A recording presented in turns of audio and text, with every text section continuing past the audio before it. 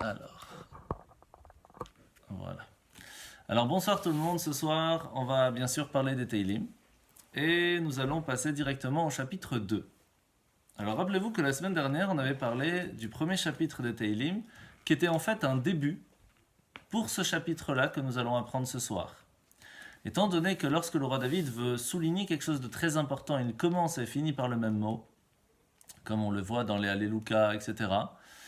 Ici, c'est comment ça va commencer le premier chapitre avec Ashrei Aish Asher Lo Halach Be'atzat Reshaim, etc. Heureux soit l'homme ou loué soit la personne qui va agir convenablement. Et on avait expliqué que qu'est-ce qui se passait lorsqu'on agissait convenablement? On recevait telle et telle chose, mais si à l'inverse on n'était pas convenable, alors on pourrait recevoir aussi telle et telle chose. Eh bien, comme on va le voir à la fin de ce chapitre, à la fin du chapitre, le chapitre 2, eh bien, nous allons voir quelque chose de différent. C'est quoi? Oui, oui, Baruch, t'inquiète pas. C'est que à la fin du chapitre 2, ça va être marqué, je vais vous le lire, Ashrei kol chosevo. Loués soient ceux qui vont mettre en lui leur confiance. Et donc, en fait, on commence avec qu'est-ce qu'il faut faire pour pouvoir être sûr d'avoir la réussite de façon générale, d'avoir l'aide d'Hachem. Et inversement, qu'est-ce qui se passe à la fin, après qu'on aura tout expliqué, on va comprendre totalement pourquoi ça vaut le coup d'avoir la confiance en Hachem. De base, il y a cette question, comme je vous ai dit la semaine dernière, qu'on allait poser. Et c'est un petit peu la base de ce chapitre, c'est comprendre comment ça se fait que quand on regarde le monde, on voit qu'il y a des personnes qui ne se comportent pas convenablement, et pourtant ils ont une réussite. Alors ça peut être une réussite sociale, une réussite matérielle, une réussite morale, une réussite de couple, d'enfants, de beaucoup de choses. Et pourtant ils ont une réussite. Alors comment c'est possible? De façon générale, on va voir une phrase dans ce chapitre qui est très résumée, qui est très forte. C'est rira bien qui rira le dernier. Alors ça peut être vu de différentes façons, mais la réponse en quelques mots, c'est que il y a une force dans la Gemara, dans le Talmud, qui dit qu'à partir du moment où une personne, pendant plus de 40 jours, elle n'a aucun souci, alors la Gemara, à ce moment-là, le Talmud va expliquer c'est quoi les soucis, même tout petit, c'est-à-dire que même vous êtes au magasin par exemple, et vous allez sortir de votre poche pour payer 2 euros et vous n'avez que 1,50 €, le fait de devoir remettre la main dans la poche, c'est déjà un souci. Donc ça veut dire vraiment quelqu'un qui voit 40 jours au top. Eh bien il a du souci à se faire parce que ça veut dire qu'il est en train de manger, de profiter de ses bonnes actions dans ce monde et il n'aura plus rien dans le monde futur. Donc qu'est-ce que nous dit le Teilim? Qu'est-ce que nous dit le roi David ici? Sachez que cette réussite, en fin de compte, elle n'est que de très courte durée. Parce qu'en fin de compte, quand la personne, elle part de ce monde, même pas avec ses chaussettes, elle repart. Ce qui fait que c'est en fin de compte, en rapport à une éternité, c'est quoi 120 ans? C'est même pas une goutte d'eau. Et donc, c'est pas sur ça qu'il faut miser la réussite, parce qu'en fin de compte, déjà dans la vieillesse, on en profite beaucoup moins, mais en plus, lorsqu'on est parti, il ne reste plus rien. Vous connaissez sûrement cette histoire de cette personne qui était extrêmement riche et qui va demander à ses enfants d'ouvrir une première lettre à son enterrement et une deuxième après l'enterrement. Là, dans la première lettre, c'était marqué que sa dernière demande, c'était d'être enterré avec les chaussettes. Et ils vont faire des pieds, des mains, essayer de payer le rabbin, tout ce que vous voulez. Impossible, il a été enterré sans, parce qu'on n'a pas le droit. Et après l'enterrement, ils vont ouvrir la deuxième lettre. Et là, ce sera marqué, vous voyez mes enfants, ne vous battez pas pour l'héritage, vous voyez que même des chaussettes, on ne repart pas avec. Et donc, ce message est très fort. Parce qu'en fin de compte, qu'est-ce qui nous reste? Tout ce qui est matériel, ce sont des choses futiles, c'est des choses qui sont extrêmement limitées.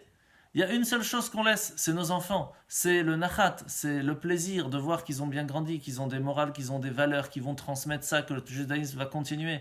Il n'y a que ça qu'en fin de compte qu'on peut être fier de ce qu'on aura fait ici sur Terre. Et bien sûr, de toutes les bonnes actions que l'on va faire et que l'on va profiter dans le monde futur. Et c'est pour cela que le premier chapitre et le deuxième chapitre, le Meiri nous dit, ils sont très très liés. Très très liés parce que d'un côté, on va avoir la technique qu'on a expliquée la semaine dernière de quels sont les conseils pour pouvoir être sur le bon chemin, ne pas écouter le conseil des méchants, etc. etc. Et en fin de compte, quel va être matériellement ce qui va ressortir de ça. Et ça, c'est ce qu'on va voir un petit peu plus ce soir. Maintenant, il faut savoir aussi une chose très importante, c'est le génie du roi David qu'il va transmettre dans les Tehillim. On peut le traduire, l'expliquer selon le message qu'il a vécu à ce moment-là, comme par exemple, on va voir que ce chapitre va être écrit au moment même de son investiture en tant que roi, et donc on va voir que les Philistins vont prendre les armes, etc. Et de l'autre côté, il va y mettre des prophéties sur le futur, sur Gog et Magog, sur la prophétie juste avant Mashiach, qui sont assez extraordinaires. Comme on va le voir ce soir, vous allez voir, c'est assez fort. Et ça, c'est vraiment le côté unique des Tehillim qu'il y a, que on va voir, pour résumer, ce qui est marqué, et ça j'ai pu réviser aussi dessus dans la Gemara Sota, à la fin de la page 49, vous pouvez aller voir là-bas 49b, c'est assez extraordinaire, où il va préciser, comme le roi David va le faire un petit peu ici, qu'est-ce qui va se passer juste avant que Mashiach arrive. Je vais vous le lire, et vous allez voir, c'est assez extraordinaire. Toutes ces nations souffriront d'instabilité interne. Ça, il n'y a pas photo. Seront harcelées par la révolution, l'insolence, l'athéisme, le scandale, et une inflation débridée. Et je ne vous parle pas de tout le reste qui est marqué, je vous fais juste un petit résumé. La vérité n'existera pratiquement plus et le mensonge prévaudra. Et seulement après tout ça, Mashiach va venir, et on va expliquer ça veut dire quoi le mot Mashiach aussi, ça fait partie du Tehillim, et il va donner une autre force, une autre façon de vivre, une autre façon de voir, et ça va changer cette domination qui se passe aujourd'hui dans les gouvernements, et il y aura quelque chose de totalement nouveau, que tout le monde attend aujourd'hui en fin de compte, pas seulement les juifs, mais de façon générale, aujourd'hui, on ne sait plus vers qui se tourner. Alors commençons maintenant avec ce nouveau chapitre, le chapitre 2. Alors comme vous le voyez, je l'ai mis ici en hébreu, comme ça vous pouvez suivre directement le texte juste à ma droite ou ma gauche, je ne sais pas comment vous voyez la vidéo. Et c'est marqué comme ça. Lama rakshu goyim ou leomim yigorik. Alors, lama, bien sûr, c'est une question. Alors, qui pose à qui la question? C'est le roi David, qui vient d'être institué en tant que roi. Et il pose la question au peuple, mais pas seulement au peuple d'Israël, à tout le monde de façon générale, et plus précisément, comme on va le voir, aux Pélishtim, Philistins, qui vont essayer de prendre les armes contre le peuple juif. Et il leur dit, pourquoi vous, les peuples, les goïms, vous vous rassemblez? Alors, le Midrash Chodesh Tov vient nous traduire le mot rakshu par le mot regesh. C'est pas seulement rassembler. Le mot regesh, ça veut dire un sentiment. C'est-à-dire que à ce moment-là, les non-juifs, les nations avaient un sentiment d'excitation. Ils étaient agités, ils étaient houleuses. Alors, c'est ça qu'il est en train de poser la question. Le roi David dit, pourquoi toutes les masses là vous êtes houleuses? Qu'est-ce qui vous arrive? Pourquoi vous faites des manifestations? Qu'est-ce qui vous arrive, Makara? Midrash il continue, il nous dit, à quoi on peut comparer ces gens-là?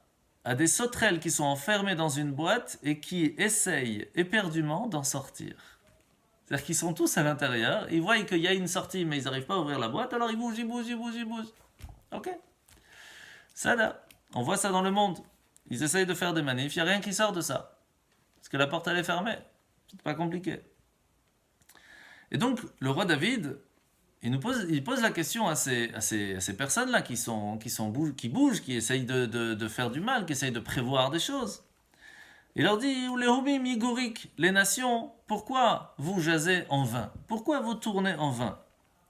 Alors, la partie historique qui se trouve à ce moment-là, c'est que lorsque les Philistins se sont rassemblés ensemble, et plusieurs nations ensemble, pour pouvoir attaquer le roi David, il venait d'être couronné. Et donc, qu'est-ce qui s'est passé juste avant? Il faut se remettre dans l'histoire. C'est que le roi Shaoul, qui était un roi quand même assez extraordinaire, malgré ce qui a pu se passer, a perdu la royauté à cause du fait qu'il n'a pas suivi au millimètre près ce que Hachem lui avait demandé. Il lui avait demandé d'aller détruire Amalek et que grâce à ça, Mashiach pourrait arriver. Malheureusement, pendant tout le combat, il va faire deux erreurs. Une, on va dire pas trop grave, c'était de laisser les animaux vivants. Il s'est dit peut-être on va les offrir à Dieu, mais Hachem il a dit j'ai pas besoin de tes animaux, si je t'ai dit de les tuer, c'est pas pour rien.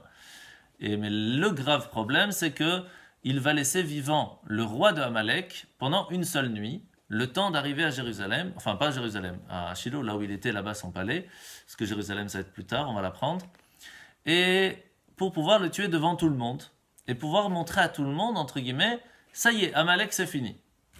Donc d'une certaine façon, il n'y a rien de grave là-dedans. Le souci, c'est que pendant cette nuit, le roi de Amalek, qui s'appelait Agag, femme et enfant aussi, Baruch, oui, tout le monde. Non, mais il a tué femme et enfant aussi, mais sauf le roi. Et il va avoir une relation, ce roi. Ce qui fait que un enfant va naître de cette union. Qui va avoir des enfants, qui va avoir des enfants, qui va avoir des enfants, qui va venir de ça? Aman, de l'histoire de Purim. C'est pour ça qu'on dit Aman ha-Agagi. Parce que Agag, c'était le nom du roi de Amalek. Et donc, à cause de ça, le prophète Shmuel va dire au roi Shaoul, à cause de ça, tu as perdu ta royauté, toi et tes enfants ne seront plus jamais rois, et je vais choisir quelqu'un d'autre.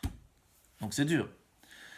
Le roi David va être choisi, je ne rentre pas dans le détail parce qu'on n'y est pas maintenant, et il va essayer de le tuer parce qu'il va être jaloux de lui, et il va se sauver pendant plusieurs années, et seulement lorsque il va faire sa dernière bataille, le roi Shaoul va perdre la vie au combat.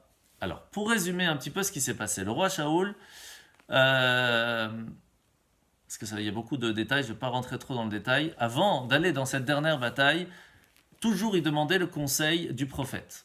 C'était toujours le cas. Sauf que, il avait un problème. Le prophète Shmuel, qui l'avait investi en tant que roi, venait pas longtemps avant de mourir, et le nouveau prophète, qui était le prophète Nathan, était lié au roi David, qui était donc l'ennemi de Shaoul, et ne pouvait pas aller lui poser la question. Alors il va faire quelque chose qui est interdit chez nous, c'est de la nécromancie. Nécromancie, c'est aller voir une sorcière qui est nécromancienne pour aller réveiller l'âme d'une personne défunte et poser des questions. Et chez nous, c'est interdit. Même si on sait que ça existe, etc., on n'a pas le droit de le faire. Donc il va aller voir cette sorcière qui va réveiller l'âme du prophète Shmuel, et le prophète Shmuel va lui dire, c'est simple, c'est où tu vis dans la honte, où tu vas te battre et tu mourras, mais au moins tu auras gardé ton monde futur. Cette mort te permettra de continuer de vivre dans le monde futur. Et il va aller se battre. Et donc il va perdre cette bataille. C'est la seule qu'il va perdre en fin de compte. Parce qu'il va faire toute sa vie, il va se battre pour protéger le peuple d'Israël. Seulement à cette fois-là, il va mourir lui et ses enfants. Il n'y en a qu'un qui va survivre parce qu'il est resté au palais. Donc les Philistins étaient très contents de cette victoire. Et lorsque le roi Shaoul meurt et le roi David prend sa place, les Philistins disent c'est le moment, le peuple juif, il est faible. On vient de gagner une grande victoire contre le roi Shaoul qui était un très grand roi et général. Donc allons-y tous ensemble, ne laissons pas le peuple juif reprendre des forces et allons-y.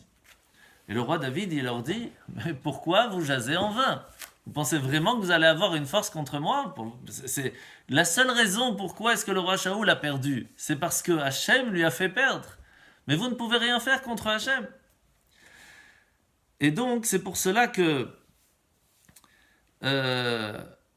Ibn Ezra, Metsudat, enfin tous les Chachamim ici, il nous dit le fait de le fait que les nations, ils viennent parler, ils viennent s'exciter, ils viennent essayer d'élaborer des choses contre nous, c'est rik, c'est rek, c'est vide, il n'y a rien à faire. Alors, quelle est la différence entre le début du verset et la fin du verset? Regardez, au début, c'est marqué l'amarakshu goïm. Pourquoi est-ce que les non-juifs, les goïm, les peuples, ils se rassemblent? Et de l'autre côté, ou les oumim, c'est aussi les nations. Eux, ils jasent en vain. C'est quoi la différence entre goïm et les oumim? Eh bien, en fait, la différence, elle est dans la raison pourquoi est-ce qu'ils sont ensemble. Goïm, c'est l'unification par la géographie. Comme ils sont à côté, ils vont s'unir ensemble. Oumim, c'est quoi Oumim? C'est des personnes qui vont s'unir pour des intérêts politiques, des intérêts religieux, pour des relations communes. contre quelqu'un d'autre. Et précisément ici, on parle du peuple juif. Donc ici, on se rend compte qu'il y a beaucoup de personnes qui vont venir se mettre ensemble contre nous. Des personnes par union géographique, mais aussi par union de pensée commune. Et quand même, le roi David leur dit, tout ce que vous essayez d'élaborer, c'est pour rien. Alors, le rabbi nous rajoute dessus, dans un Likutei Sichot, donc dans une sikha du rabbi, et il nous dit que le roi David ici vient dire aux non-juifs, vous-même vous savez que lorsque vous essayez de faire quelque chose contre nous, c'est en vain, vous n'allez pas y arriver. Alors pourquoi vous continuez? Pourquoi vous continuez? Ça ne sert à rien. Alors il continue, il nous dit, Itiatzvu malche eretz, les rois de la terre, ils campent ici. Alors ça peut être camper, ça peut être dresser. La traduction est différente. Et selon le Midrash, selon le sage qui va nous expliquer ce verset, on va dire ou camper ou dresser. Pourquoi je vous le précise? Parce qu'en fait, le Teilim, le roi David ici vient préciser le mot Yetzev. Yetzev qui veut dire être debout de façon ferme. Ça veut dire que ici, le roi David nous dit, mais vous, les rois, là, vous êtes ici dressés contre nous, vous avez planté votre tente et votre armée en face de la frontière, et vous pensez vraiment que rien va vous ébranler. Vous campez ici avec toutes vos forces, et vous pensez vraiment que vous avez toutes les possibilités de gagner. Alors, qu'est-ce qu'il veut leur dire ici? Premièrement, il y a une grande question qui se pose et qui est répondue assez facilement, d'une certaine façon. Ici, vous voyez que c'est marqué Itiatzvu malche eretz, les rois de la terre. Sauf que le roi David ne s'est pas battu contre des rois. C'était généralement des gouverneurs, etc. Mais il n'y avait pas des rois. Alors il y a deux réponses là-dessus. La première, c'est que ces officiers qui venaient se battre contre le roi David avaient tellement d'ego qu'ils se considéraient comme des rois. Deuxièmement, il faut savoir que, comme on a parlé juste avant, ils vont élaborer à être ensemble, ils vont s'unir contre nous. Et à ce moment-là, oui, il va y avoir quelques monarques qui ne faisaient pas obligatoirement partie des Philistins, des Philistins qui étaient présents, mais des gens qui étaient autour. Donc il y avait des Moab, il y avait Ammon, je ne vais pas rentrer dans le détail, des gens qui habitaient à ce moment-là. Mais il leur parle à tous, sans distinction. Oui, on a des ennemis qui sont tout le temps présents, depuis des générations, et ça ne change pas jusqu'à aujourd'hui. Mais il y en a d'autres qui de temps en temps se lèvent et disent « Allez, pourquoi pas, venez, on va se battre contre les Juifs ». Ou qui font semblant d'être nos amis et qui en fin de compte, rien du tout. Et donc le roi David leur dit « Je vous rappelle que chaque chose que l'on dit ce soir, c'est pas seulement pour le moment où il a été investi, mais c'est aussi pour aujourd'hui. C'est pour la guerre de Gog et Magog, juste avant Mashiach, que le roi David explique d'une certaine façon, il vient nous dire à nous, en tant que peuple juif, sachez que toutes ces nations qui se dressent contre nous, sachez tous ces ennemis classiques que l'on connaît, qui viennent et qui disent Israël ne vous appartient pas, Jérusalem ça ne vous appartient pas, et on va se mettre tous ensemble contre vous, et les Juifs c'est ci, et les Juifs c'est ça, etc. Tout ce que vous faites, c'est en vain. Ne croyez pas que vous avez une certaine possibilité de venir nous faire du mal. Cherchez pas, vous n'allez pas y arriver. Et maintenant il rajoute et il nous dit Veroznim nosdu yachad, les seigneurs. Donc là c'est encore un petit peu différent. Eux ils conspirent ensemble. Alors, le mot nosdu, ça vient du mot sod, hein, ça veut dire le secret. Ça, on parle de toutes ces personnes qui vont essayer d'avoir des conseillers privés pour aller voir en secret, etc. Comme le Mossad, mais de l'autre côté. Et c'est pour ça que le mot Mossad, ça vient du mot sod, le secret. De l'autre côté, le mot roznim, ça vient du mot raz. Raz veut dire aussi le secret. Mais le Radak n'est pas totalement d'accord avec cette traduction, même si d'autres sont d'accord, et nous dit que le mot nosdu vient du mot yesod, la fondation. Quelque chose de fondé, de fort. Mais en fait, ça se ressemble beaucoup à ce qu'on vient d'expliquer. Parce que, qu'est-ce qu'ils veulent essayer de faire? D'avoir des plans et des conseils pour fonder quelque chose ensemble contre nous, et ils vont le faire de façon secrète. Donc ici, le roi David vient nous dire que ce soit des rois, que ce soit des officiers, que ce soit des conseillers, que ce soit le FBI, tout ce que vous voulez, secret, pas secret, avec de grandes forces, avec sur le papier ça marche super bien, ça va pas fonctionner. Pourquoi? Alors regardez, c'est extraordinaire. Il nous dit Al Hashem ve'al Meshicho. Sachez-vous d'abord, vous, ennemis du peuple juif, que vous n'êtes pas les ennemis du peuple juif. Vous êtes les ennemis de Hachem et de son Mashiach, de son oint. Alors pourquoi est-ce que on vient ici dire que quand une personne elle est l'ennemi du peuple juif, elle est l'ennemi d'Hachem? On va expliquer ça très rapidement. Pourquoi? Parce que à partir du moment où une personne, comme les Philistins à ce moment-là, savaient que le roi David avait été choisi en tant que roi par Hachem, parce qu'il a été oint, donc il a été choisi et officiellement par Hachem, par le prophète, plus précisément par le prophète Shmuel, puis le prophète Nathan, on ne va pas rentrer dans le détail. En tout cas, il savait qu'en attaquant le roi David, il s'attaquait au choix de Hachem. Puisque Hachem a choisi le roi David en tant que roi pour protéger le peuple juif, toute personne qui s'attaque au peuple juif s'attaque au roi David, toute personne qui s'attaque au roi David s'attaque à Dieu. Et quand on dit au roi David, il n'a pas précisé son nom, David. Il a dit Ve'al Meshicho, celui qui a été oint, celui qui a été choisi par Dieu. Et là, on parle aussi de Mashiach, c'est-à-dire que chaque fois qu'une personne a été choisie pour être celui qui va aider le peuple juif, chaque personne qui va essayer de faire chaque personne qui va essayer de faire de la guerre contre le peuple juif, quelle que soit la personne qui est en train de entre guillemets, le diriger, il se bat contre Dieu. Donc, la première chose qui est importante ici à se rappeler, c'est deux choses. Numéro 1, qui peut être choisi comme oint et choisi par Dieu seulement si c'est quelqu'un qui est de la lignée du roi David. Ça, c'est première chose. Première chose qu'on apprend ici. Deuxième chose, en fin de compte, quand une personne fait du mal et veut faire du mal à quelqu'un du peuple juif, il se bat contre Dieu.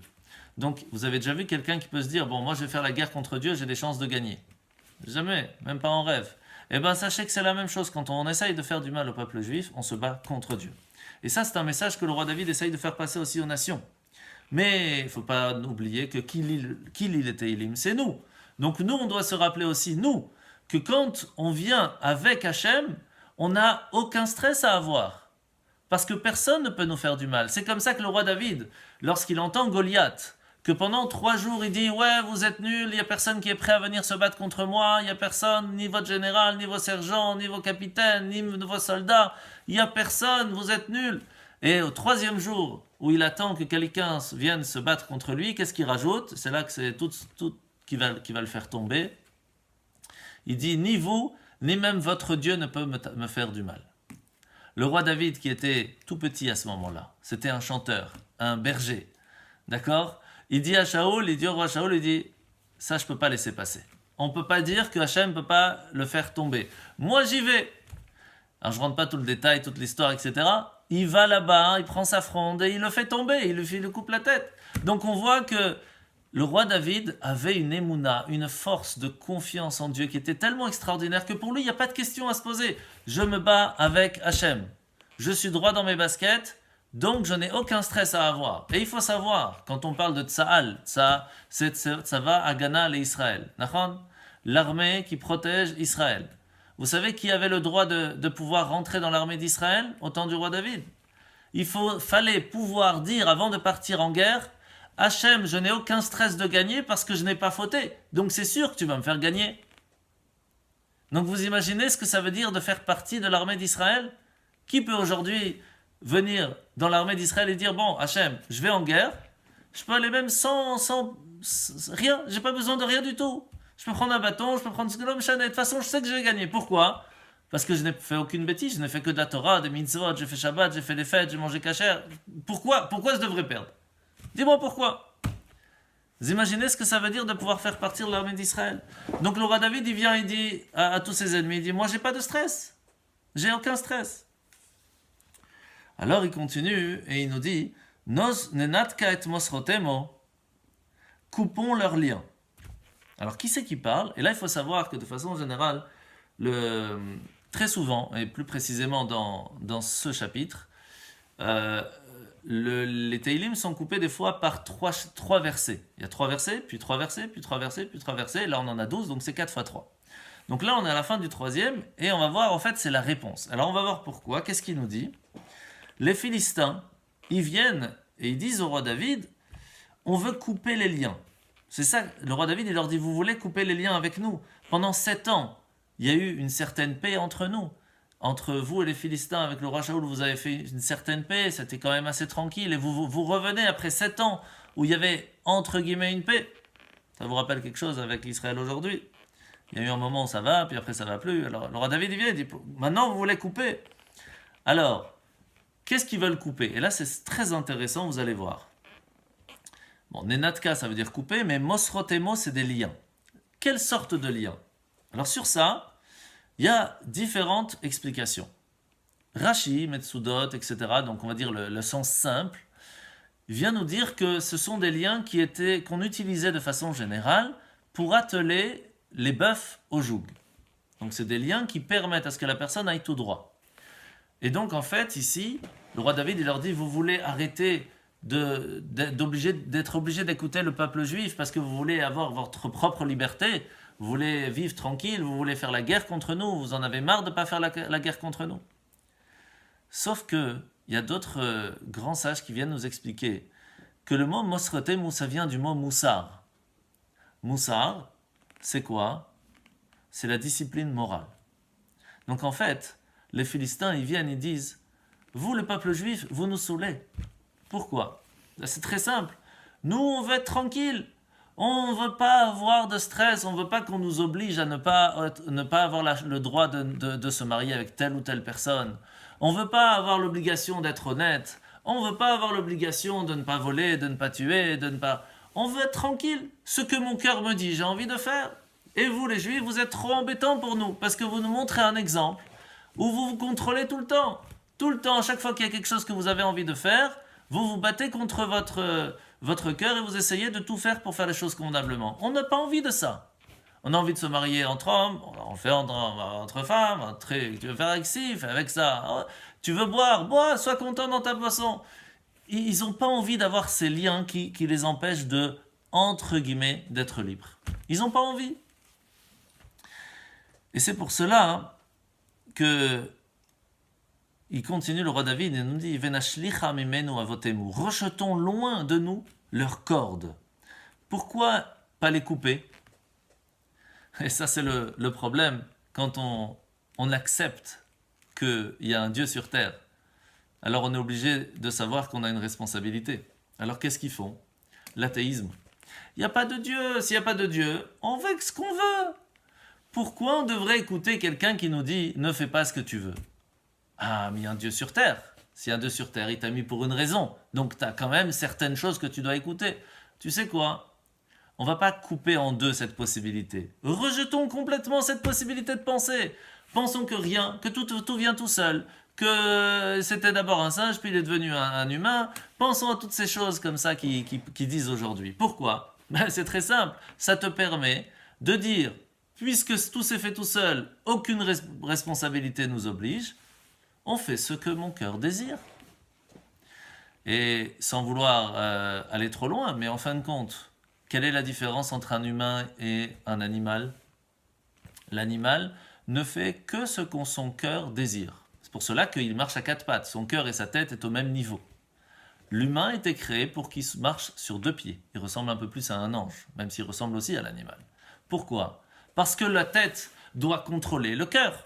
La tête, elle doit dire au cœur, ça c'est bien, ça c'est pas bien. Mais si toute la vie d'une personne, elle est ce que mon cœur désire, je lui donne, alors oui, tu peux penser que tu viens d'un animal. Ça, il n'y a pas de problème. Parce que tu te comportes de la même façon en soi. Quelle différence? Et c'est pour cela que le roi David ici nous dit, arrêtez de penser que vous pouvez couper ces liens. En fin de compte, rien de bien ne va sortir de là. Et c'est ce qui se passe. C'est ce que nous dit ici juste avant le Mashiach, que, rappelez-vous ce que je vous ai lu tout à l'heure, il y aura une instabilité interne, vont être harcelés par la révolution, il y aura une insolence. Pourquoi il y aura une insolence? Parce qu'il n'y a aucune responsabilité, il n'y a aucun respect. Pourquoi faire? On fait ce qu'on veut, non? L'athéisme, le scandale, l'inflation, etc. Tout ça vient de quoi? Du fait qu'il n'y a plus aucun respect, aucune valeur. Alors, le roi David continue et nous dit Yoshev Bashamayim Misrak. Ça, c'est ce que je vous ai dit tout à l'heure, rira bien qui rira le dernier. Lui, il est Yoshev Bashamayim, Hashem, il est assis dans le ciel. Et Yisrak, il rigole. Il rigole, il rigole parce qu'il voit ça. Il dit, c'est ça qu'on est aujourd'hui. C'est pas mal. Alors sur quoi il rigole? De différentes façons. Hein. Premièrement, il rigole de cette situation d'une certaine façon, mais il rigole aussi du fait qu'avec tout ça, les nations, elles essayent de nous couper à nous la possibilité de vivre convenablement. Ils font tout pour essayer de couper cette possibilité que oui, il faut contrôler nos ardeurs, oui, il faut cacher aussi d'une certaine façon ce qui pourrait nous attirer à faire des bêtises. Non, on a envie que tout soit permis, on a envie de tout faire tout ce qu'on veut. Non, on veut couper ces liens, on veut retrancher totalement ces cordes. Et Hachem, lui, rigole. Pourquoi? Alors, premièrement, parce que c'est marqué juste après, Hachem, il hag l'amo. Le Seigneur va se moquer d'eux. Alors, comment on peut se moquer d'eux? Alors, premièrement, il faut savoir que c'est marqué dans le Talmud d'Avodah Zarah qu'ici, on ne parle pas d'une raillerie ordinaire. On parle ici de juste avant Mashiach, où il va y avoir beaucoup de non-juifs qui vont être attirés par le peuple juif, par cette ascendance, par les récompenses. Surtout de plus en plus où on commence à voir que Mashiach ne va pas tarder à se dévoiler. Et c'est marqué qu'ils vont attacher leur téphilin de la tête et de leurs bras. Et qu'en fin de compte, ils vont aussi fixer des mezuzot à leur porte. Et lorsque Gog et Magog vont arriver pour attaquer Mashiach, entre guillemets, donc ça veut dire que le moment va arriver où tous les non-juifs vont s'unir pour aller contre le peuple juif, que va-t-il se passer? Mais ils vont poser la question, mais pourquoi vous êtes tous ensemble maintenant? Et on va leur répondre, contre Hachem et contre son oint, contre Hachem et contre son Mashiach, contre cette volonté de toujours vouloir contrôler ses ardeurs. On veut être libre. Qu'est-ce qu'ils vont faire? Eh bien, ils vont jeter toutes les mitzvot, ils vont tout arrêter, et ils vont se rallier à cette cause. Et comment ça se fait? La réponse, elle est simple, et sachez qu'elle n'est pas simple seulement pour ceux qui vont tout lâcher, mais pour nous aussi, peuple juif. Parce que rappelez-vous comment ils vont mettre les téphilines. D'abord, ils vont mettre la tête, et après, ils vont mettre le bras. Quelle est la grande force du peuple juif? Rappelez-vous, quand on a reçu la Torah, Hachem nous a posé la question, vous voulez la Torah? Qu'est-ce qu'on a répondu? Normalement, si vous demandez à un juif, vous voulez quelque chose, la première chose qu'il vous dit, ça dépend, il y a quoi dedans? D'abord, je vais vérifier, on va poser plein de questions, après on verra. Qu'est-ce qu'ils ont répondu? Naase venishma. D'abord, on fait confiance que si Hachem nous demande de faire quelque chose, c'est que c'est pour notre bien. D'abord, on fait. Après, par contre, on ne va pas s'arrêter là. Ça, c'est aussi une force du peuple. On ne va pas s'arrêter là, on va poser plein de questions. On veut comprendre. Mais par contre, on fait confiance et on fait d'abord. C'est pour cela que quand on met les tefilines, d'abord on met le bras. On fait l'action. Mais on ne s'arrête pas là, on met celui de la tête. On veut comprendre aussi. Mais si, par contre, à l'inverse, notre vision des choses, c'est d'abord on met celui de la tête. D'abord, je dois comprendre. Et seulement après, je vais faire. Malheureusement, arrive le jour où il faudra choisir entre guillemets, hein, je généralise, entre l'athéisme et le fait de savoir qu'on est responsable de nos actes. Eh bien, qu'est-ce qui se passe? Si pour nous, toute la raison pourquoi on fait, c'est parce qu'on a compris, malheureusement, arrive le jour où on ne comprend pas, alors on ne fait pas. Et c'est ce qui se passe aujourd'hui, malheureusement, avec beaucoup de forces d'éducation des enfants. Pourquoi? Parce que qu'est-ce qu'on dit aux enfants? Si tu ne comprends pas, tu ne fais pas. Mais le problème, c'est que quand ils sont petits, on leur explique les choses. Quand ils vont grandir, ils vont comprendre différemment, beaucoup plus grand, beaucoup plus en profondeur. Et ils vont nous dire, mais moi je ne comprends pas ce que tu m'avais expliqué avant, pour moi ça ne va pas du tout. Donc j'arrête de faire. Alors on veut essayer de leur expliquer plus, sauf qu'on ne connaît pas plus. Donc on est bloqué et ils ne font plus. Et ça, je ne parle pas que de judaïsme, je parle de façon générale, sur les valeurs. Et c'est pour cela qu'il est important, très important, de ne pas oublier une chose importante dans l'éducation. Autant c'est important d'expliquer, autant c'est important d'expliquer aussi à nos enfants que même si on ne comprend pas, il faut faire. Et c'est pour cela que par exemple à Pessah, sur les 4 questions de Manishtana, on donne la réponse pourquoi on s'accoude? Parce qu'on est libre. Pourquoi on mange le maror? Pour se rappeler de la difficulté qu'avaient nos ancêtres. Pourquoi est-ce que On mange la matzah parce qu'en sortant d'Égypte, on n'a pas eu le temps de faire grandir la pâte. Et pourquoi on trempe 2 fois? On trempe le maror dans le charoset, on trempe le karpas. Pourquoi on trempe? On ne donne pas la réponse. Et pourquoi on ne donne pas la réponse? Pour expliquer à nos enfants que dans l'éducation, il y a des fois, il n'y a pas la réponse. Pourquoi on fait? Parce qu'il faut faire. Et si on oublie cette partie-là, malheureusement, à 20 ans, il se réveille. Il dit, mais tout ce que tu m'as expliqué, moi, je comprends mieux que toi. Et c'est ce qui se passe aujourd'hui dans l'éducation générale. Les ados, qu'est-ce qu'ils disent aux parents? Mais je comprends tout, moi. Je connais tout, moi. Donc pourquoi tu veux que j'écoute les parents? Mais s'il y a dans cette éducation de, ok, peut-être t'as pas compris, peut-être t'es pas d'accord, il n'y a pas de problème. Mais il y a quand même des valeurs, il y a des choses qu'il faut faire. Et quand ils ont ça dans la tête, ça change tout. Et c'est pour cela que le roi David nous dit, le Seigneur Hachem, il rigole de ça.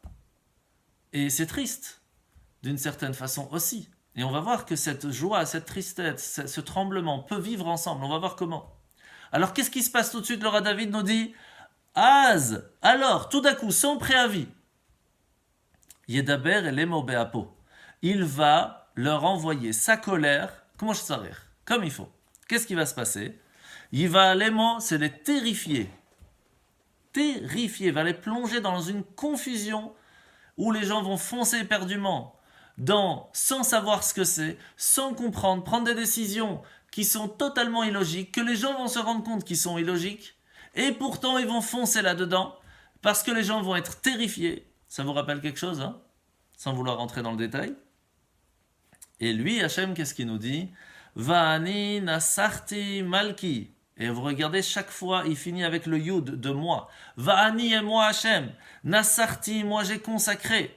Kisa malki, mon roi. Ça veut dire qu'il dit, comment vous, les Philistins, comment vous, les nations, vous pensez pouvoir, ne serait-ce qu'au temps du roi David, ou encore aujourd'hui, essayer d'aller faire du mal au roi David, alors que c'est moi qui l'ai choisi en tant que roi? Mais vous rigolez ou quoi? Jamais de la vie. Impossible. Et mieux que ça, qu'est-ce qu'il lui dit? Hachem, il dit, vous vouliez montrer que vous êtes plus fort que mon roi, je vais être contraint, obligé de montrer comment est-ce que votre rébellion va renforcer le pouvoir de David. Parce que maintenant, vous me contraignez à manifester ouvertement ma force pour vous montrer que vous n'êtes rien devant mon roi. Et où est-ce que ça va se passer? Al Tzion Har Kodeshi, sur Tzion, donc Tzion c'est Jérusalem, et sur ma montagne sainte. Donc la montagne sainte, c'est le mont du temple où il y a le Beth Amikdash. Et vous savez que comment on appelle aussi Jérusalem, la cité de David. Précisément de David, parce que les Philistins vont tout faire pour essayer d'enlever ce que le roi David avait réussi à faire et de reprendre Jérusalem. Alors, pour revenir un petit peu à la côté historique, comment ça s'est passé la conquête de Jérusalem? Il faut savoir que quand Yahushua il est rentré la première fois après la sortie d'Égypte pour conquérir Israël, il n'a pas conquis Jérusalem. Il ne pouvait pas. Pourquoi? C'est très simple. Abraham, lorsqu'il a fait une alliance avec Avimelech, qui habitait là-bas à ce moment-là, avant ça ne s'appelait pas Jérusalem, ça s'appelait Shalem. Et en francisé, les gens qui habitaient là-bas à ce moment-là, au temps du roi David, on les appelait les Jébuséens. Et ils avaient fait une alliance, que tant qu'un enfant du roi Avimelech vivait, un enfant du roi Abraham ne pouvait pas se battre contre lui, et inversement. Donc quand les enfants de Yahushua, qui sont les enfants d'Abraham, arrivent là-bas, il y a encore un descendant du roi Avimelech. Après, il y a même Samson et Dalila, etc. Il y a toujours quelqu'un. Shaoul, il y a toujours quelqu'un. Lorsque le roi David prend l'investiture d'être le nouveau roi d'Israël, le dernier descendant du roi Avimelech meurt. Jérusalem peut être conquis. Le roi David va aller marcher sur la terre de Jérusalem et il le fait directement. Pourquoi? Pour ne pas que les gens disent « Oui, mais le roi David, il gagnait les guerres en tant que général parce que c'était le général du roi Shaoul. Mais maintenant que le roi David, il est roi, hein, il ne va jamais réussir à conquérir quelque chose. Donc tout de suite, qu'est-ce qu'il va faire? Il va aller conquérir Jérusalem. Alors comment c'est passé? Je ne sais pas si on aura le temps de tout raconter, mais bon, c'est assez intéressant. Il y a la muraille de Jérusalem a toujours existé, à ce moment-là aussi. elle était imprenable de façon générale. C'est Yoav, le général de David, qui va prendre un cyprès, donc c'est un arbre un peu caoutchouteux, il va se faire catapulter à l'intérieur des murailles, il va tomber, il va se guérir, et puis, etc. Il va rentrer dans la ville. Donc il va ouvrir les portes de la ville, le roi David va rentrer avec ses soldats, ils vont pas vraiment faire de guerre en soi, par contre ils vont aller voir le gouverneur qui était là-bas, et va lui dire, écoute, c'est très simple, nous on ne veut pas faire spécialement la guerre contre toi, mais sache que Jérusalem va nous appartenir, de gré ou de force. Qu'est-ce que tu préfères?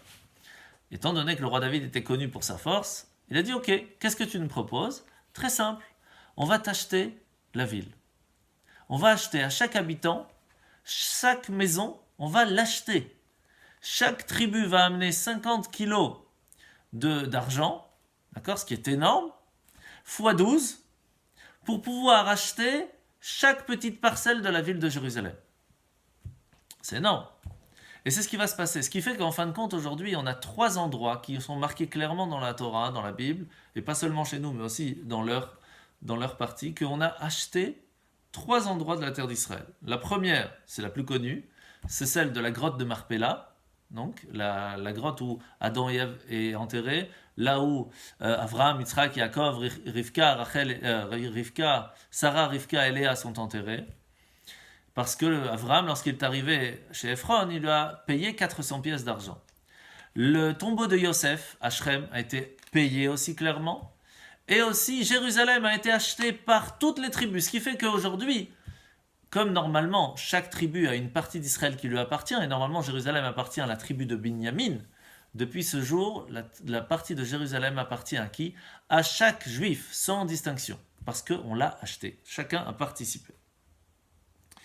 Et donc, c'est à ce moment-là que le roi David vient dire, en fin de compte, aux Philistins, vous voyez que vous n'avez aucune possibilité contre nous. Alors arrêtez, Hachem il va vous montrer sa colère et ça ne va pas faire du bien pour vous. De la même façon, Hachem il nous dit, quand Mashiach va arriver, les Philistins, aujourd'hui traduit un petit peu différemment, ou nos ennemis, vont essayer de s'unir contre nous. Et qu'est-ce qu'il nous dit le roi David? Ceux qui veulent faire de leurs ennemis le peuple juif, sachez qu'il prend comme ennemi Dieu directement. Et alors il continue, et là on arrive à la 3e apostrophe, donc on est au verset 7 sur 12, on va aller un petit peu plus vite. Asapra el chok, je suis obligé de proclamer. Donc c'est en fait le roi David, il utilise le mot chok. Vous savez, chok c'est chukim, c'est l'obligation. Alors le Radak qui traduit par rite, principe, coutume établie, ou chakouk qui veut dire inscrit, il vient proclamer de façon générale. Hachem amar elai. Écoutez bien ce que le roi David dit. Hachem amar elai. Hachem m'a dit par l'intermédiaire des prophètes, que ce soit le prophète Nathan, le prophète Shmuel, le prophète Gad. C'est Rashi qui vient nous donner les noms des prophètes qu'il a reçus au moment de son investiture. Et il nous dit, béni ata, tu es mon fils. Alors on parle, n'oubliez pas, on parle de Hachem qui parle au roi David, mais on parle aussi de Hachem qui dit à chaque juif. Chaque juif. Et il nous dit, béni bechori, tu es mon fils, mon aîné. Tout dépend de toi, le roi David, tu es appelé mon fils. Comment on peut être appelé le fils d'Hachem? C'est très simple.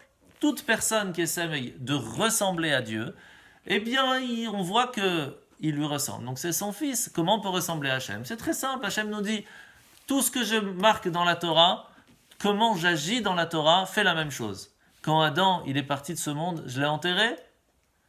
Quelqu'un qui a besoin, aide-le. Quand Adam il est sorti il a fauté, il était tout nu, je lui ai donné des habits. Quelqu'un qui n'a pas de s'habiller, habille-le. Quand quelqu'un n'avait pas de quoi manger, je leur donne à manger. Tu vois quelqu'un qui a faim, donne-lui. Je ne rentre pas dans le détail, vous avez compris. Chaque fois que Hachem nous demande de faire quelque chose, il le fait par lui-même aussi. Et donc, qu'est-ce qui finit? Le roi David nous dit Hani Hayom, aujourd'hui. Donc ça, c'est le roi David qui parle aux Philistins. Il nous dit aujourd'hui. C'est quoi aujourd'hui? Alors d'après Rashi, on parle de façon historique, le jour de son investiture. Mais ici, on parle aussi de aujourd'hui. C'est quoi aujourd'hui? C'est chaque jour. On peut nous aussi demander à Hachem tout ce que l'on a besoin. Pourquoi? Hani Hayom Yelatticha. Le Hachem, il dit au roi David, sache qu'aujourd'hui pour moi, c'est comme si tu viens de naître. Tu viens de naître. Ça veut dire quoi tu viens de naître? Vous savez que quand une personne elle vient d'avoir un petit garçon ou une petite fille, elle l'aime sans limite. Pourtant, si on regarde dans le futur toutes les bêtises qu'il va lui faire, toutes les nuits qu'il va passer, tous les problèmes qu'ils vont lui amener. Comment on peut tellement l'aimer? Alors, bon, Hachem, parce que c'est un bébé, il vient, il est tout pur, il est bien, il est magnifique, il est... Et bien, c'est la même chose. Hachem, il dit ici, il dit, toi, le roi David, tu viens d'être investi en tant que roi, pour moi, tu viens de naître. Je t'aime de la même façon qu'un bébé. Et Hachem, il nous dit, de la même façon, sache que tous les jours, je réitère la création. Je recommence la création chaque instant, ce qui veut dire qu'aujourd'hui n'est pas hier, et aujourd'hui, tu viens de naître. Pour moi, tu viens de te réveiller, tu viens de naître. Et on fait Modéani, merci Hachem que tu m'as rendu mon âme. Pourquoi? Parce que je viens de naître. Mon âme était partie au ciel, c'était pas sûr qu'elle revienne. Aujourd'hui, elle est revenue, je suis un nouveau-né. Donc si je suis un nouveau-né, je peux tout recommencer à zéro. C'est extraordinaire. Alors, qu'est-ce qu'il fait? Le roi David continue et nous dit, Sha'al mimeni, demande-le-moi. Tu n'as qu'à demander. Ça veut dire quoi demander? Le mot Sha'al, ça vient aussi du mot prier. Ça veut dire prie. À chaque fois que tu as un problème, demande. Si tu demandes, je te donne, mais demande pas shoot. C'est tout ce que je te demande. Vous connaissez cette histoire du Baal Shem Tov qui, comme il avait l'habitude, il partait avec son carrosse et ses élèves et il demandait au cocher de laisser les chevaux aller tout seuls. Il arrive devant une petite masure, une petite maison dans la campagne et il tape à la porte et il dit « Bonjour messieurs, est-ce qu'on peut passer un petit moment chez vous ?»« Bien sûr monsieur, rentrez, mais sachez que j'ai pas beaucoup à manger, mais je vous donnerai ce que je peux. » Il leur donne leur propre lit, il leur donne... C'était vraiment des gens très très pauvres. Il va carrément vendre sa vache pour pouvoir donner à manger aux invités. Il va leur vider tout ce qu'ils ont. Sauf que les élèves, ils sont très étonnés parce qu'il y a une loi qui nous dit que c'est interdit d'aller manger chez quelqu'un qui n'a pas beaucoup d'argent parce que c'est lui prendre le pain de la bouche. Comment le Baal Shem Tov peut se permettre de faire ça? Le Baal Shem Tov, lorsqu'il voit qu'il n'y a plus rien à manger, il part. Et juste avant de partir, le monsieur lui dit « Vous allez où maintenant ?»« Ahmed Ziboz, vous pouvez parler s'il vous plaît et demander au Baal Shem Tov qu'il me bénisse. » Il n'y avait pas WhatsApp, donc les gens ne savaient pas à quoi il ressemblait. Et le Baal Shem Tov dit « Mais c'est moi le Baal Shem Tov. » Et il part, sans rien dire. Donc les élèves, il faudrait que vous nous expliquiez.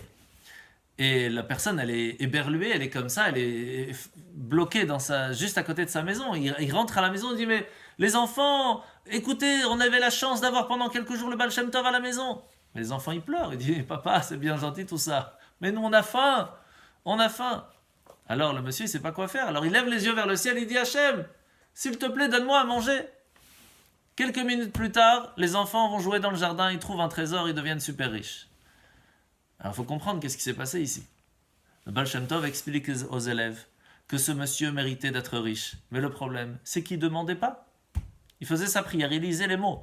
Mais il ne demandait pas. Il n'a pas jamais ouvert son cœur à Dieu en disant « Hachem, donne ». Il fallait que je lui enlève tout pour qu'il puisse demander avec cœur et à ce moment-là, il a reçu. La même chose, le roi David nous dit ici, mais demande. Qu'est-ce que je te dis? Demande, il y a la prière. 3 fois par jour, tu peux venir me demander ce que tu veux, mais demande s'il te plaît. Ve'etna goim nachalatecha, je te donnerai les peuples en héritage, étant donné que tout le monde entier appartient à Hachem.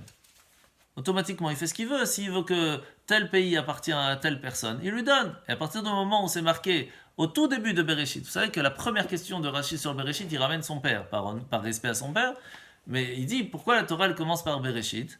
Pour nous rappeler que Hachem a créé le monde. Et s'il a créé le monde, il a créé Israël. Et si au début il a donné Israël à telle personne, quand il a dit je le donne au peuple juif, c'est au peuple juif. Et maintenant on ne peut pas l'enlever. Et la preuve, pendant les 2000 ans où il n'y avait pas le peuple juif qui habitait, il n'y avait aucune ressource qui était convenable.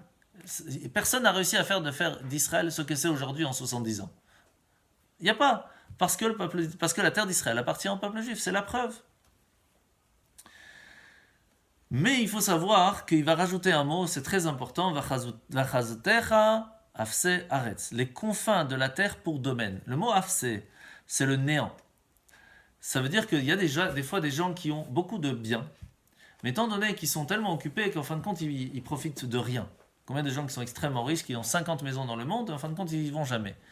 Mais c'est pas seulement ça, des fois on prend possession de beaucoup de choses, de beaucoup de domaines, et on n'a pas le temps de s'en occuper, en fin de compte, c'est du néant. Eh bien, Hachem, il nous dit, à partir du moment où tu te comportes comme David, tu essayes de ressembler à Hachem, tu fais les choses convenablement, je t'offre pas seulement de te donner la terre, je t'offre aussi de pouvoir la posséder et de l'exploiter. C'est une grande bénédiction.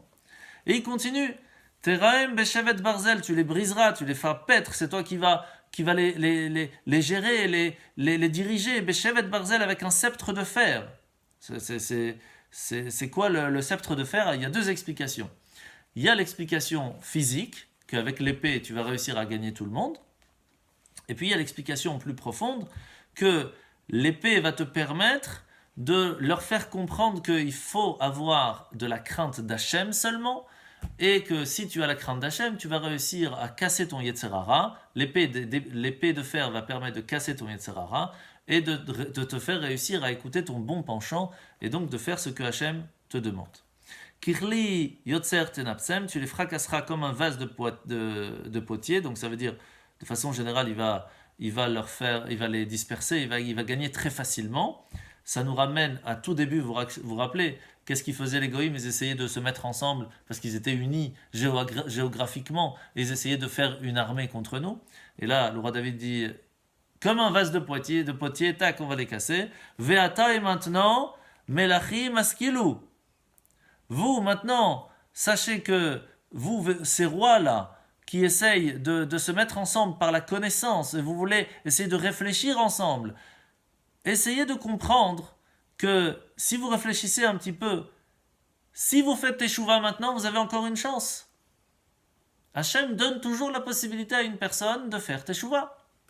Et le roi David leur donne cette possibilité. Il leur dit, vous maintenant, Philistins, chaque fois vous faites la guerre contre nous, asseyez-vous 2 minutes et réfléchissez. Vous pensez vraiment que vous allez gagner? Pensez vraiment que le but de ce monde, c'est de venir dans ce monde, de naître, de kiffer et de partir. Il n'y a que ça dans votre vie. Même les animaux, eux, ils ont tout gratuit. Vous devez aller à l'école, c'est encore pire. Chaval. Réfléchissez. Il y a une raison pourquoi vous êtes dans ce monde. Si vous réfléchissez, il y aura une chance. Sinon, il n'y aura rien. Ivasru shofte haaretz, soyez disciplinés, vous juges de la terre. Vous pensez être des juges, vous pensez être des gouverneurs, vous pensez être des présidents. Vous pensez que par votre intelligence, vous allez essayer de vous rassembler contre nous, vous allez faire tout ce que vous voulez. Mais il n'y aura rien qui va sortir de ça, en fin de compte. En fin de compte, rien ne va sortir de ça. Alors arrêtez. Soyez disciplinés. Ivasru, c'est quoi Ivasru? Rappelez-vous, Mosrotemo, cette corde qu'ils essayent de relâcher, c'est le moussard, cette discipline de la personne qui doit contrôler ce que son cœur lui demande. Ne faites pas que ce que ton cœur te dit. Réfléchis un petit peu.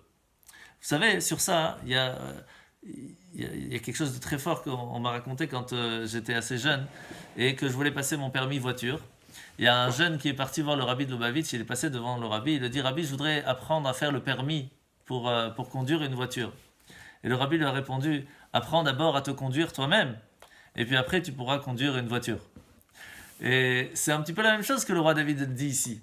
Vous, juges, vous, président, vous voulez juger tout le monde, vous voulez être ceux qui vont donner des leçons de morale. Mais vous-même, vous ne savez pas vous conduire. Apprenez à vous conduire, et après on pourra vous écouter. Et ça, c'est une base qu'on a de façon générale. Et alors, il finit, Ivdu et Hashem besimcha, servez Hashem avec crainte, avec... alors, on va voir ici, Vegilu bir ada. On va essayer d'aller vite, puisqu'il reste quelques minutes. Qu'est-ce qu'il vient ici nous dire? Vegilu bir ada, réjouissez-vous avec tremblement. Alors, comment on peut trembler et être joyeux? En général, ça ne va pas spécialement ensemble. En fait, il y a deux choses ici qui sont importantes. D'abord, la première chose, c'est modifier vos systèmes de valeurs. Faites en sorte de ne désirer que ce que Hachem désire. Si vous avez déjà ça en soi, ça veut dire que vous prenez la crainte, pas que les gens vont vous voir. Vous n'avez pas la crainte que vous allez en prison. Vous n'avez pas la crainte de tout ça. Ça, mettez de côté. Il faut l'avoir aussi. Mais ça, vous mettez de côté. Vous avez la crainte parce que vous savez qu'il y a une caméra qui vous regarde et elle est vue par Dieu chaque instant. Hachem vous regarde. À ce moment-là, on va avoir une autre vision des valeurs. Alors, vous allez guilou, vous allez vous réjouir bir ada lors du tremblement. Lorsque, au bout d'un moment, la révolution va arriver, parce que les gens ne sont pas si bêtes que ça, et à un moment, ils vont se réveiller, et ils ne vont pas vous laisser faire à vous faire tourner la tête, qu'il y a une Coupe du Monde, alors les gens pensent à autre chose, puis il y a le Covid, donc les gens pensent à autre chose, etc., etc. Les problèmes sont présents. Et ne croyez pas qu'au bout d'un moment, vous allez tout le temps réussir à faire tourner la tête des gens. À un moment, ils vont les voir et ils vont faire trembler la terre. Mais vous serez joyeux. Pourquoi ? Parce que lors du tremblement, vous avez changé d'avis. Vous avez changé votre façon de voir. Vous avez changé vos valeurs. Vous êtes modifié. Quand vous allez vous réjouir, souvenez-vous de ce tremblement que vous allez voir autour de vous. Et c'est pour ça que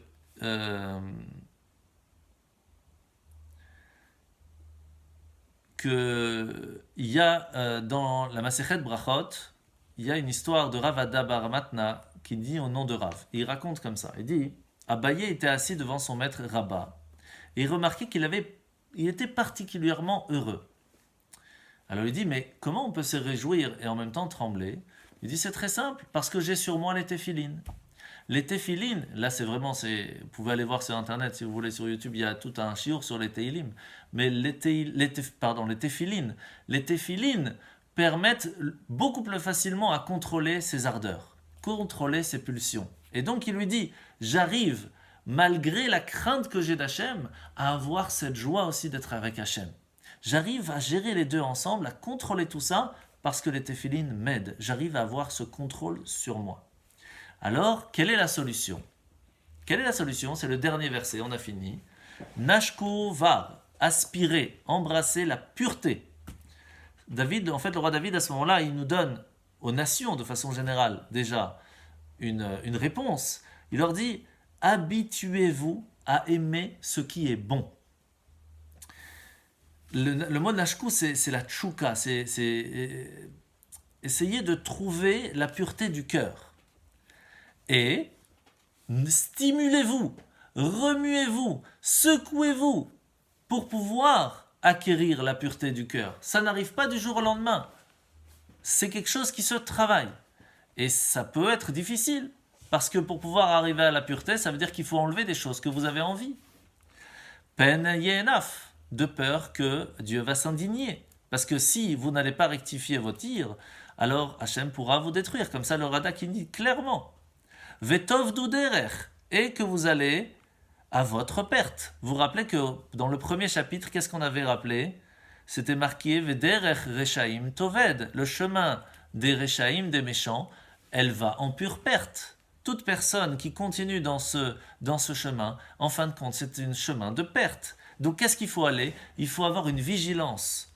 Parce que les distractions que l'on a autour de nous vont nous détourner du droit chemin, et ça va en fin de compte à une vie totalement de perte. Les personnes se réveillent à 60, 70 ans, ils disent mais qu'est-ce que j'ai en fin de compte ? Rien. Une vie en pure perte. Kiv ar, kim at apo. Parce que bien vite sa colère va s'enflammer. D'accord ? Et ashre, et on finit, ashre kol chosevo. Louange à ceux qui mettent en lui leur confiance. Ça veut dire que, en fin de compte, celui qui va avoir la confiance en Hachem, eh bien, cette confiance, cette joie, cette louange, cette façon de pouvoir être heureux va éclater au grand jour. Elle se fait déjà de façon privée, où les gens se sentent beaucoup mieux s'ils ont des valeurs et du respect, à la différence que celui qui n'a pas tout ça et qui court vers des distractions qui sont totalement futiles, malheureusement, ils vont en pure perte et ils sont tout le temps à la recherche d'un autre bonheur. Et comme ces bonheurs-là ne sont que futiles et ne sont que pour un temps très limité, eh bien ils sont jamais satisfaits et vont chercher encore un autre. Ah, aller à Ibiza, c'est pas suffisant. On va aller à Tahiti, c'est pas suffisant. On va faire ceci, c'est pas suffisant. C'est jamais suffisant. Parce que la recherche du bonheur c'est dans des choses qui sont matérielles, qui sont limitées. Alors que si on recherche un bonheur qui est beaucoup plus grand, qui est beaucoup plus spirituel, qui est beaucoup plus illimité, alors c'est un bonheur qui reste dans la famille, c'est un bonheur qui est beaucoup plus fort, et c'est quelque chose qui reste sans limite. Voilà pour ce soir, et c'était donc la fin du chapitre 2 du Teilim, et la semaine prochaine, Bezrat Hashem, on passera au chapitre 3.